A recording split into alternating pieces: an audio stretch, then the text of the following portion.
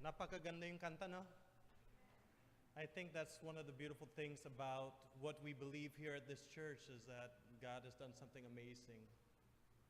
Even though tayo, bilang tao, may kakulangan, makasalanan, ang Diyos natin ay nagmamahal pa rin sa atin, bawat isa. Tama po ba?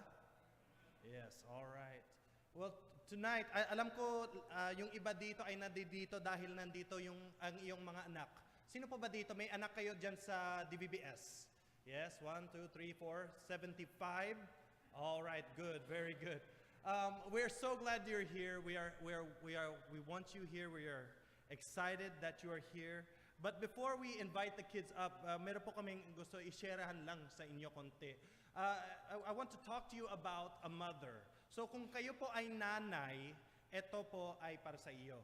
Kung hindi po kayo nanay, lagay mo yung headphones nyo ngayon. I'm just joking. This lesson is also for you. This discussion is for you. Kasi meron po ako natutunan. Kahit hindi po ako nanay, meron ako natutunan sa isang nanay ko. At bukod pa dyan, sa Biblia, may maraming mga punto, maraming mga lessons na pwede natin matutunan tungkol sa buhay natin. And these lessons are things that we can apply in our lives to help us be better in life, to grow better, to grow deeply in love with the one who truly loves us. And today I want to talk about how we can add value. Pwede ba natin aminin, yung mga nanay natin, Mommy, you are the one that adds value to almost everyone and everything you go to, right? Sa totoo, mga nanay, sino po ba nagbibihis ng iyong mga anak? Si Mr. or si Mommy? Mommy palagi. Sino po ba lagi nagluluto? Sino po ba lagi ay naglilinis ng pinggan? Sino po ba palagi ay naglalaba? Mommy. Sino po ba palagi ay kinukuha ng sipon ng iyong anak? Mommy. Napansin nyo, there is lots of mommy. Alin po ba ang mas celebrated? Mommy's Day or Father's Day? Mommy's Day. More, di ba? Why? Because we see that there is value in mommy. But the thing about Moms and Mother's Day is that the reality is, moms, because of just their mere presence, they add value to those around them. Sa totoo, ako bilang isang mister, I see the value of my wife because she is the mother of our children. She really makes our house function. Kung wala po siya, babaliw po ako. At nung bata pa ako, when we were growing up, I remember my mom, if my mom was not there, helping the house function, helping invest in my life sa aking homework, o sa aking mga girlfriend, one by one, hindi naman lahat. One by one girlfriend, if she wasn't investing in my life, ay nako, I don't know where I would be. That's why moms, you are so important because you truly add values to others. Tama? You moms add values to others. And because of that, I want to talk about a mom that's written inside of the Bible. A mother and also a daughter. She's one and the same. Kung kayo po ay babae, daughter po kayo. Tama po ba? Baka hindi ka pa sure.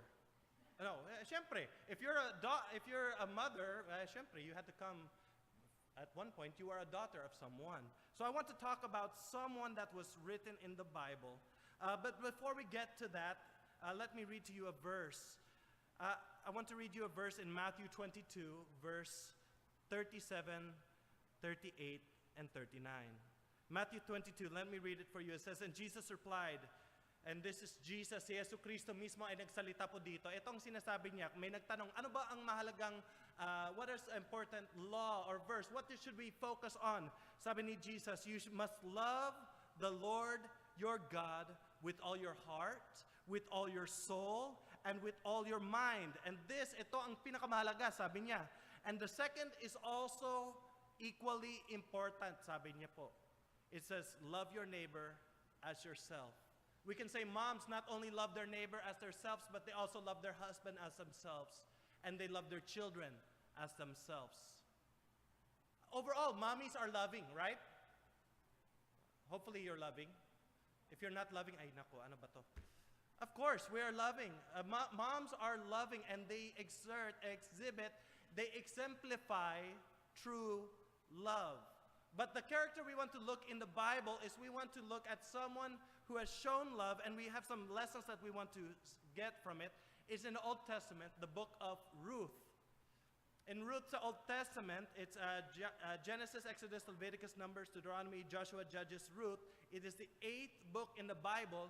Ito po ay isa sa 2 libro, sa buong libro that's named after a woman. And this whole story revolves around this woman named Ruth. Now, Ruth becomes more valuable in her life when she decides to value her mother-in-law, more than herself. So, pwede ko ba ikwento sa inyo kung ano nangyari sa loob ng book of Ruth? We can read here verses 1 to 5 from chapter 1. It says, "Now it came to pass in the days when the judges ruled that there was a famine in the land." Ibig sabihin, wala nang pagkain, ubos na ubos. And a certain man of Bethlehem, Judah, went to sojourn in the country of Moab. He went and visited Moab, he and his wife and his 2 sons. And the name of the man was Elimelech, and the name of his wife was Naomi, and the name of his 2 sons was Mahlon and Childon. I'm sorry, I'm not pronouncing it right. Chilion. They were of Bethlehem, Judah. And they came into the country of Moab and continued there. And Elimelech, Naomi's husband, died. Namatay yung mister ni Naomi. And then she was left with her 2 sons. And then they took themselves wives of Moab. The name of one was Orpah, and the name of the other was Ruth. Siya ang bida po dito sa kwento na ito. All right? And then they dwelled there for about 10 years. So ito, si Naomi, meron siyang mister, namatay. Meron siyang 2 anak na lalaki. Nandyan naman sila. They found wives there in that area. And then, it says here in verse 5, ito medyo malungkot. Sa pagsimula pa lang, backstory pa lang, nakakalungkot, namatay si mister. Tapos ngayon, tingnan natin sa verse 5, it says, "And Mahlon and Chilion died also, both of them. And the woman was left with her 2 sons, was left of her 2 sons and her husband." Ibig sabihin, si Naomi namatay yung mister niya, namatay din yung 2 anak niyang lalaki. So naiwan lang si Naomi, si Orpah, at saka si Ruth. Tama. And then we jump down, verse 14 up to 18. It says, "And they lifted up their voice and they wept again, and Orpah kissed her mother-in-law. But Ruth clave to her." Because this is what's happening. Sabi ni Naomi, "Guys, girls, tumatanda na ako. At kayo din tumatanda. I've already had children. It's time to move on." And they were sad. And verse 14, they lifted up their voice and they wept again. But Ruth, sa bandang dulo na yan, it said, Ruth clave to her, or held tightly to her. And she said, verse 15, "Behold, thy sister-in-law is gone." Sabi ni Naomi kay Ruth, tingnan mo, umalis na yung isang kapatid mong babae. She's already left. She's gone back unto her people and unto her gods. Return thou after thy sister-in-law. Verse 16, and Ruth says, "Please entreat me not. Please don't tell me to leave."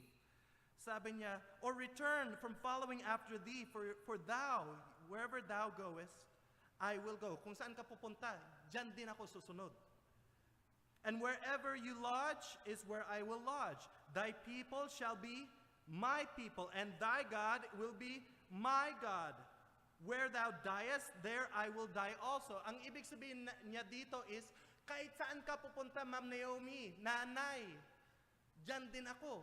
Kung saan ka matitira, diyan din ako titira. Kung sino ang sasambahin mo bilang Diyos, diyan din ang magiging Diyos ko. Kahit saan ka pupunta, diyan din ako. Yung mga tao mo ay magiging tao ko rin. That's what she's saying here. And verse 17, it says, "Where thou diest, will I die, and there I will be buried. The Lord do so to me, and more also, if aught unto death part thee and me." And then when she saw that she was steadfastly minded to go with her, then she left speaking unto her. And she told her, okay, fine. Kung susundan mo ako, I will show you where I'm gonna go. We're gonna go back to my hometown. Samahan mo ako, sige, para dalawa tayo, hindi lang ako mag-iisa. Sino po ba dito nagbiyahe bilang isang tao lang? Medyo delikado kapag babae, di ba? Kung medyo malayo ang pupuntahan niyo, palagi may partner yung babae. Kung isipin mo, etong si Naomi, gusto mag-isa lang dahil namatay na si Mr. at saka yung dalawang anak. Tapos sinabi ni Ruth, please, don't tell me to go away. Sasamahan kita. Kahit saan ka pupunta, kahit saan ka titira, I will join you also there. But the cool story of the life of Ruth is, hindi naman humihinto sa kwento na ito in this first part. It goes on and tells kung ano nangyari kay Ruth. Ruth ends up finding true love again. She was redeemed again. She went through a time that she finally found a purpose in her life, and she found not only a husband, but she also found purpose in her life. But what I really want to talk about is this very beginning part. But let me tell you about the ending, kung ano nangyari. Kasi siyempre, sa story, nagsimula sa medyo malungkot, tapos there's the build-up climax, and then katapusan. Ikwento ko na lang yung katapusan. Pwede po ba? Okay lang sa inyo? Okay, dyan sa Ruth chapter 4, babasahin ko 13, 16, at saka 19. And the book of Ruth is 4 chapters lang, maiksi lang siya. Let me read. Ruth chapter 4 verse 13. So Boaz, ito ang magiging mister ni Ruth, and Boaz took Ruth, and she was his wife. And when he went unto her, the Lord gave her conception, and she bare a son. Nabuntis at naganak. And then it says, verse 16. And Naomi took the child and laid it in her bosom, and she became a nurse unto it. And the woman, her neighbors, gave it a name, saying that there's a son born to Naomi via Ruth, and they called his name Obed. And Obed is the father of Jesse, who is the father of Haring David. Kilala niyo po ba si David? And then, it's interesting because it doesn't stop with David, because with David is the great grandfather kay Kristo. So biro mo, itong babae, si Ruth, she went through some heartache, brokenness, even became a widow, but then she became mom not only to David, but also great grandmother to Jesus, the one who came here to this earth and died on the cross in payment for our sins. You see, it's interesting if you look at the life of Ruth. She realized that her value was not based on her valuables, o kung ano nasa bulsa niya, o kung gaano kaganda ang gamit sa bahay niya. No, her true value was based on her valuing someone else. And when we value someone else, yan ang madagdagan ng value sa bawat isa. Ruth became more value when she valued the life of her mother-in-law. And then God rewarded her valuing others with becoming the great grandmother of Jesus. Now, there are some things, some blessings that came to Ruth. There was only 2 books in the Bible that were written after women, and this one is one. Despite being a foreigner, she found belongingness inside of the family of Naomi. God provided a living and provision, lahat ng mga kailangan niya. Kahit widower po siya, namatay yung mister niya before, she still was able to eat and have all of her necessities. And God even gave her a loving husband, a beautiful son. And most of all, she became that very important great grandmother of Jesus Christ. So, like Ruth, we become more valuable when we add values to others. So, one thing I want us to remember is we need to add value to people who cannot repay us. I think that's a big thing. Kasi mga nanay, kapag isipin lang natin, habang inaalaga natin yung mga anak natin, if we believe that, oh, sige, kung iingatan ko siya ngayon, kung aalagain ko siya ngayon, by and by magiging businessman yan at pabalik lahat ng hirap, lahat ng pera na ginastos ko sa akin. Yan ba ang pag-iisip natin? Siyempre hindi.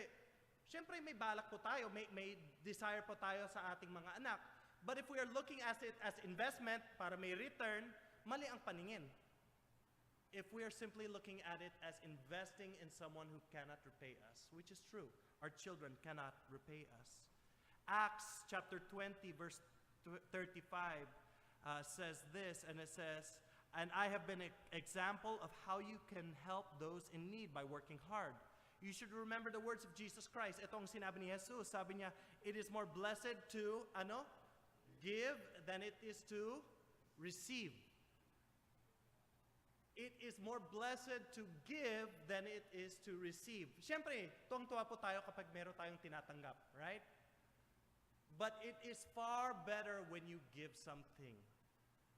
I know that when I give something to my wife, when I give something to my children, ako, parang yung joy sa aking puso ay umaapaw. Bakit? Kasi meron akong binibigay. Minsan needs na kailangan nila, minsan gusto lang.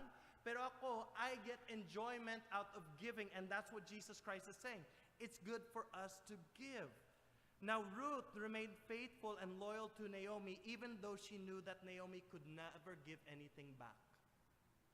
Kasi yung nanay niya, wala nang mister, wala siyang hanap buhay, wala siyang kahit ano, wala siyang bahay.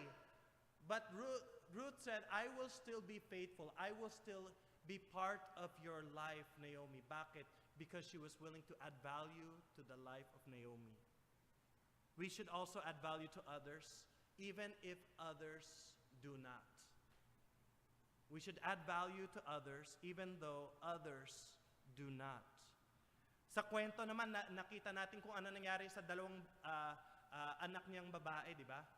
Yung isa, si Orpah, sabi niya, sige, bala na, uwi na ako, hanapin ko ng bagong asawa. Pero si Ruth, she said, I will stay here. I will be here with you. So kahit yung ibang tao ay magno-no, kahit yung ibang tao ay sasabihin nila, ay walang kita po dyan, walang ROI, walang return, ayoko yung ganyan. Mga nanay, nakita ko, palagi, they would choose to still add value even when others will not.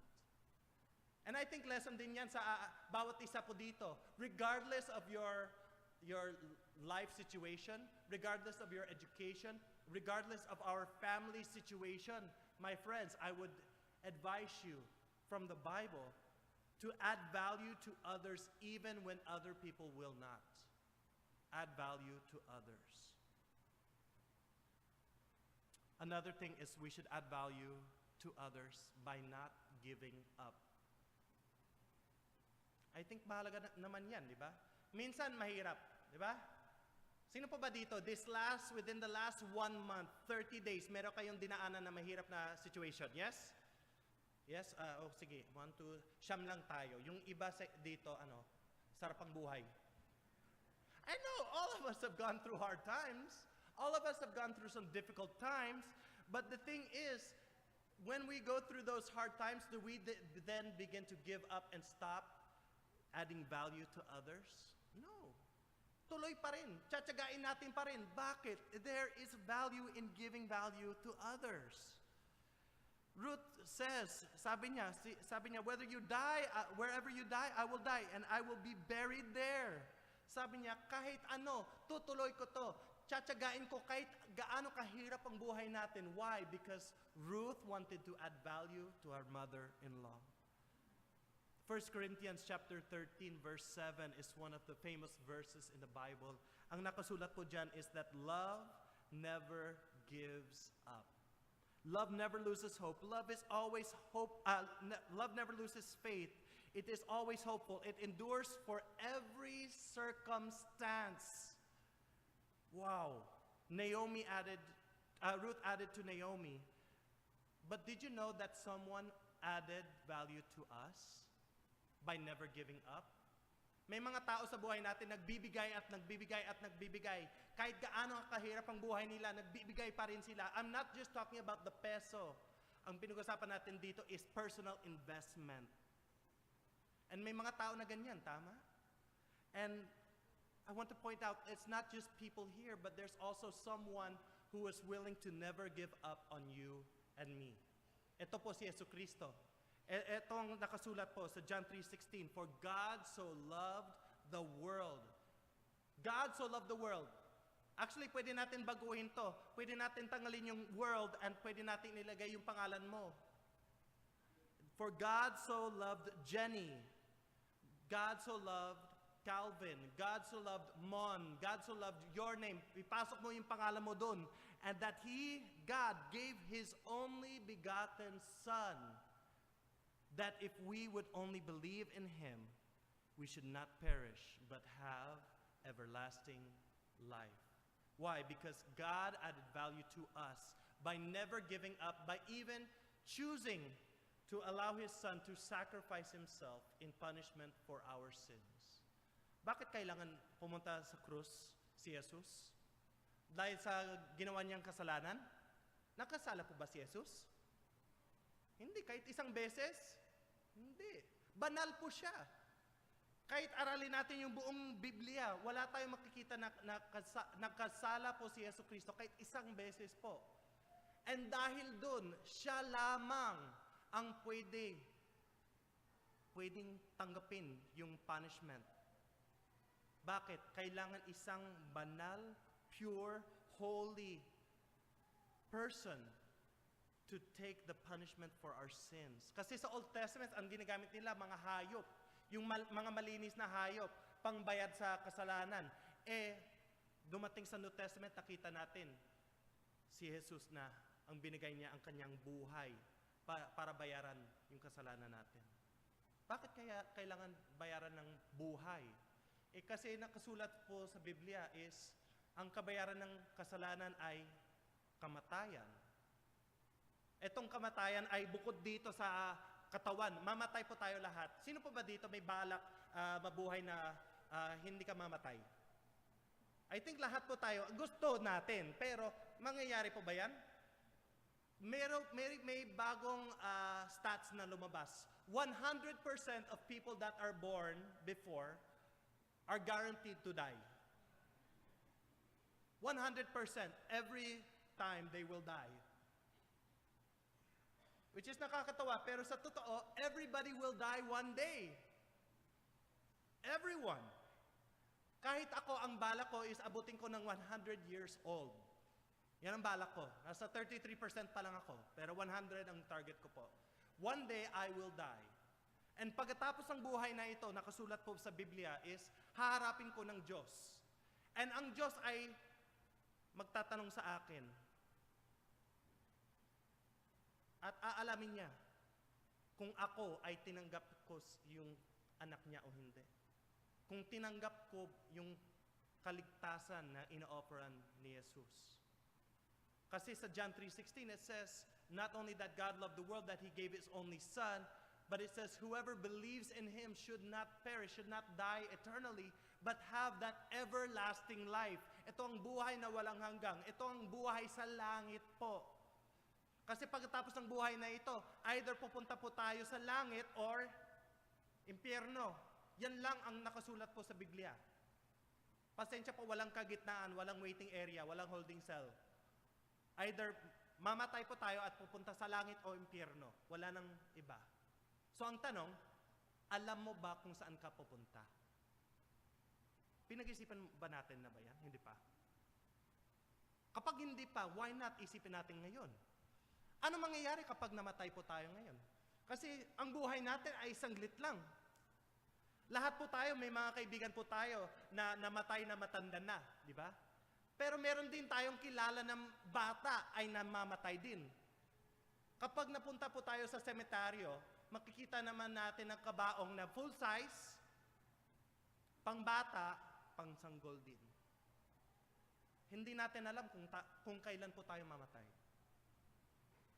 So, I think panahon na maging sigurado po tayo kung saan po tayo pupunta. And sa Biblia, malinaw po kung ano kailangan natin gawin para tanggapin si Yesu Cristo at magkaroon ng buhay na walang hanggang. And in a moment, I would invite you, kapag hindi ka pa sigurado kung saan ka pupunta. Kung may tanong ka pa o question mark pa lang, I would invite you in a moment to come here to the front. May mga tao na gusto magpaliwanag sa inyo kung paano magkaroon ng buhay na walang hanggan para maging tiyak sa iyong kaligtasan pagkatapos ng buhay na ito. Let me give you one last thing that we should add value to. We should add value to our mother. Kapag nandito pa rin yung nanay ninyo, we should add value to our mother by giving her honor. I think yan ang dahilan kung bakit may Mother's Day. Para ibigay ng tamang, ano ba ang honor sa Tagalog? Honor. Ha? Yung sinabi niya. Ano ulit? Ulit? Yun. Hindi ko kaya. Mag-honor. Tagalog ko. We need to give proper honor, respect to our mother. Sa lahat ng hirap, lahat ng oras, lahat ng pawis, lahat ng luha na binigay niya para sa bawat isa po dito, we should honor our mother. Sa Ephesians chapter 6, it tells us, children, obey your parents because you belong to the Lord and this is the right thing to do. It says, honor your father and mother. This is the first commandment that has promise. Ito ang unang pangako na may karugtong dyan because it says, if you honor your father and mother, not only will things go well for you, but you will have a long life. You will have a long life. Ang balak ko is abutin ko ng 100, so dapat I should give honor to my father and mother. I hope I'm still doing that even when I'm old. Yung tatay ko bata pa, lampas siya sa halfway point. More than 50 years old na yung papa ko, 57 ata. He's still doing well, but I want to honor him. My mommy is, wag mo sabihin to sa ibang tao, pero yung mama ko, mas matanda sa tatay ko. Konti lang. Mga 3 taon lang. But you know what? I love my mother. And I want to show honor to my mother. Not only for the benefits that I get, but she is due the proper honor in our life. So today, moms, we want to honor you. Not only with the gifts that we give, but in a moment when we have the kids come up and present, we want to show you honor with lahat ng hirap na ginawa nila to show that we truly love you, Mom. At this point, can I ask everybody to just close your eyes? Pakiyuko lang ating mga ulo. Okay lang po ba yan? Give yourself a moment of privacy. Habang lahat po tayo ay nakayuko, lahat po tayo ay nakapikit, I just want to give you a moment of reflection. And I just want you to think about this. Kaibigan, nanay, first-timer, baka old-timer ka na dito. Sigurado ka na ba kung saan ka pupunta? Alam mo ba kung saan ka pupunta pagkatapos ng buhay na ito? Kapag ang sagot, oo, ayos, salamat, wait ka lang dyan. Kapag ang sagot mo ay hindi, kaibigan, panahon na maging sigurado po tayo. Kasi lahat po tayo ay mamatay one day. And lahat po tayo ay harap sa Panginoon Diyos. And dyan, malalaman natin kung saan po tayo pupunta.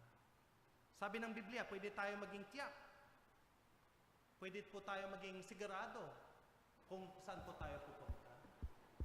And yung paraan na yan is hindi lang mag-serve, kundi ibigay natin ang buhay natin kay Yesu Cristo at tanggapin ang kanyang kaligtasan na binibigay niya freely, without payment, without purchase, libre po ito. Ang kailangan lang natin tanggapin. And if you want to do that today, in a moment, I would ask you to join here in the front and we would like to visit with you from the Bible kung paano ka maging sigurado sa iyong kaluluwa. At this point, can we all stand? Pakitay muna tayo lahat. The music will begin to play and we'll sing our song of Turn Your Eyes to Jesus. If you know the song, you can sing along from 137. If you don't know the song, that's okay. Just join us in this kind of introspective time. O soul, are you weary and troubled? No light in the darkness you see. There's light for a look at the Savior, and life more abundant and free. Turn your eyes upon Jesus. Look full in His wonderful face, and the things of earth will grow strangely dim in the light of His glory and grace. Through death into life everlasting, He passed and we follow Him there. Over us sin no more hath dominion, for more than conquerors we are. Turn your eyes upon Jesus. Look full in His wonderful face, and the things of earth will grow strangely dim in the light of His glory and grace. His word shall not fail you, He promised. Believe Him and all will be well. Then go to a world that is dying, His perfect salvation to tell. Turn your eyes upon Jesus. Look full in His wonderful face, and the things of earth will grow strangely dim in the light of His glory and grace. O soul, are you weary and troubled? No light in the darkness you see. There's light for a look at the Savior, and life more abundant and free. Turn your eyes upon Jesus. Look full in His wonderful face, and the things of earth will grow strangely dim in the light of His glory and grace. Thank you very much. You may be seated. We're going to begin to transition for our presentation of our graduates of our DVBS. So hopefully you've enjoyed not only the service, but you're ready to see the product of all of this hard work. I think at this point we have a video we're going to show. Tama po ba? Yes, we got a video we're going to show you. Sit back and enjoy the video.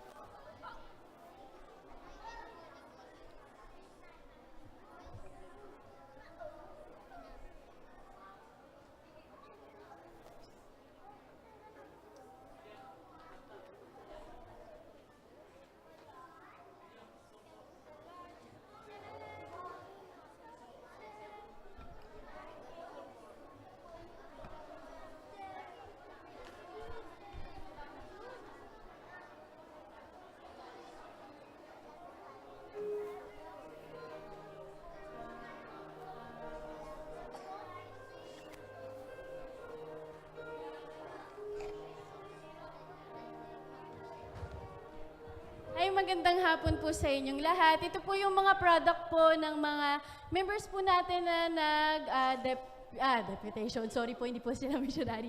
Mga nag-saturate po, pumunta po sila sa area ng Galas and Vimapa po. And for the first 3 days, iba pong area yung mga pinupuntahan nila. And for the next 3 days, from Thursday to Saturday, iba din po yung mga area po nila. Nagpapasalamat po kami sa mga members po na nag-allow po sa mga young people po, sa mga anak niyo po sa young people na mag-volunteer po for the DVBS po. And we also thank po the members who contributed po at tumulong po para sa DVBS po na ito. To God be the glory po.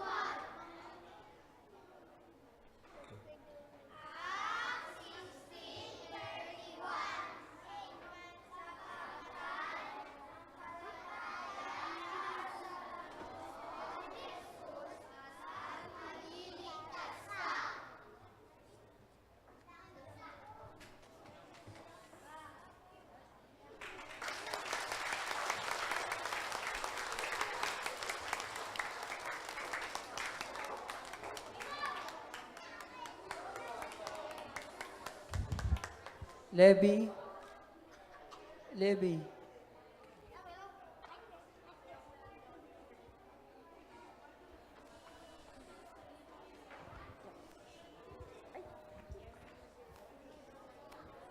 Magandang hapon po sa inyong lahat. Ako po si Christopher Levy A. Solana. Ako po ay nakakilala sa Panginoon at tinanggap ko po siya sa aking puso bilang sariling Panginoon at tagapagligtas sa awa na last July 2017. Ako po ay naging produkto rin ng Good News Class at Vacation Bible School. At noong nakarang Mayo 5, ako po ay nabautismuhan sa taong 2019. Ako po ay natutuwa at nagpapasalamat na kahit hindi ko po kasama ang aking mga magulang, ay pinapayagan po nila ako maglingkod sa Diyos.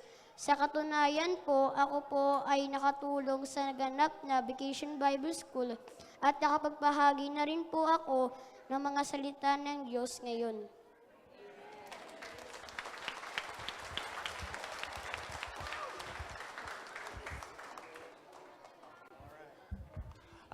Nag-enjoy po ba kayo? Gusto niyo ulitin?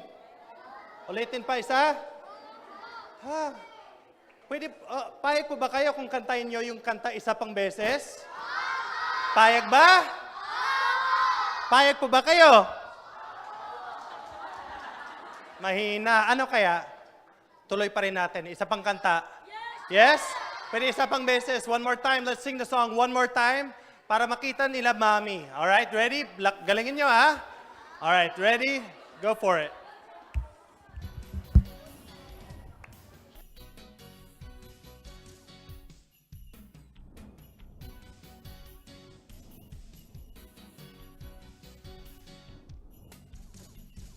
Everyone who calls upon the name of the Lord shall be saved, shall be saved. Everyone who calls upon the name of the Lord shall be saved, shall be saved. I'm calling on you, Lord, calling today. In my heart I am calling on you, 'cause I wanna be saved. Everyone who calls upon the name of the Lord shall be saved, shall be saved. Everyone who calls upon the name of the Lord shall be saved, shall be saved. I'm calling on you, Lord, calling today. In my heart I am calling on you, 'cause I wanna be saved. Lord, I lift up your name on high, higher than the highest mountain. Lord, I lift up your name on high, for your love is an ever-flowing fountain. Everyone who calls upon the name of the Lord shall be saved, shall be saved. Everyone who calls upon the name of the Lord shall be saved, shall be saved. I'm calling on you, Lord, calling today. In my heart I am calling on you, 'cause I wanna be saved. Lord, I praise you with all my heart. Lord, there is none above you. Lord, I praise you with all my heart. And forever I will be singing of you.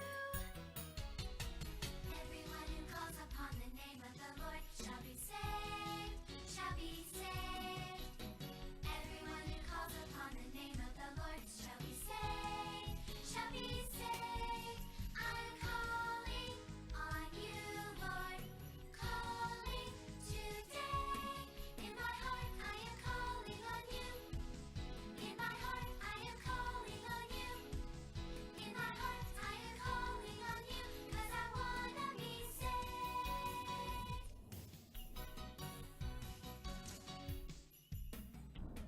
I wanna be saved, Lord.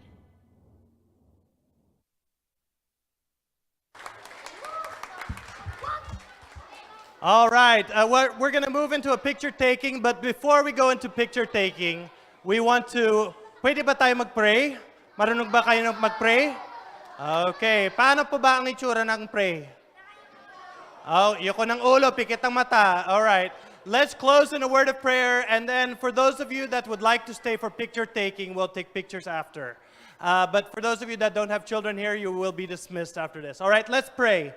Panginoon Diyos, salamat po sa araw na ito. Salamat po na nakapunta kami dito. Salamat po sa Shield Squad. Salamat din po sa aming mga nanay. Jesus, mahal kita. Sa pangalan ni Jesus. Amen. Alright, palapakan natin. Alright, kids, dyan lang muna kayo. Ipapapicturein kita. Alright? Saan po ba yung official photographer? Si Madam dyan sa likod. So all volunteers ng Shield Squad, DVBS, sama-sama po kayo dyan sa mga bata. We'll just take a quick picture.